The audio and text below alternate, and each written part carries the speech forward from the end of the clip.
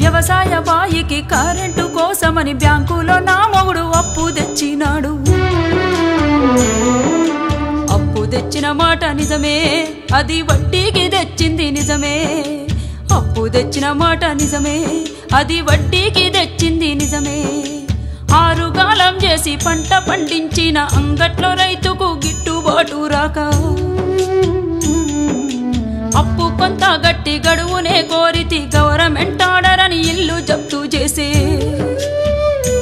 అయ్యా యాడ తెచ్చి గడుదును నేను ఎవరి కాళ్ళ పడుదును, యాడ తెచ్చి గడుదును నేను ఎవరి కాళ్ళ పడుదును.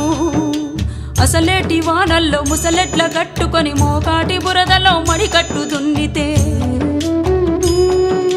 గరిసెలెవరివి నిండెరో, గంగన్న కడుపులెవరి గాలెరో, గరిసెలెవరివి నిండెరో.